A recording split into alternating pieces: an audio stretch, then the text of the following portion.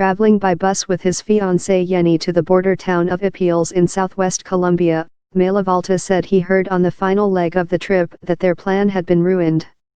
As of 12 a.m. on Saturday, new regulations put in place by Ecuadorian President Lenin Moreno prohibit Venezuelans from entering Ecuador without a valid passport. Previously, they could enter with no other document than their national ID cards. Malavolta has a passport, but his fiancée only has an ID card.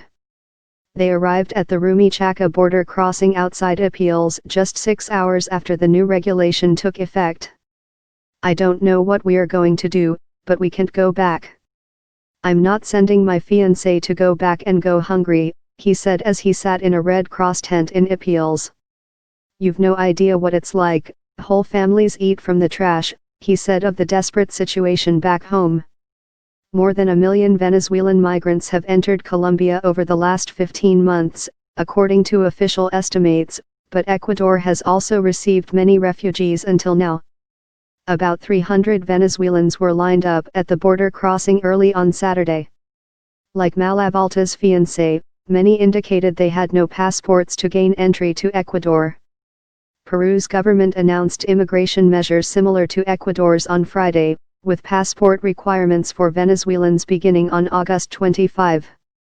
Over the last 2 years, especially, many Venezuelans have struggled to obtain passports amid the OPEC nations' political and economic chaos.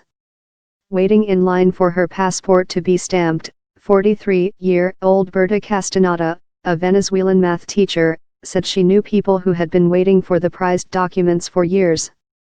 "It takes forever," she said. Sitting on the floor outside a public toilet with her head in her hands, Adriana Blanco sobbed.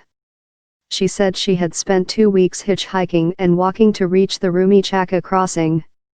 Her tattered canvas shoes were a testament to hardship. "They don't understand what it was like getting here. We got wet, we were sleeping on the streets," she said. Christian Kruger, head of Colombia's Migration Authority, said on Friday Colombia has been bending the rules on migration issues to give a helping hand to Venezuelans. "We're taking about 3,000 people a day. If they start to accumulate, we'll see a large population around this area." He did not elaborate, but a buildup of refugees in and around Ipiales now seems unavoidable. This year alone, 423,000 Venezuelans have entered Ecuador through the Rumichaca border. But for Blanco, Malavolta, and his fiancée, the lack of passports means having to look elsewhere to make a new start.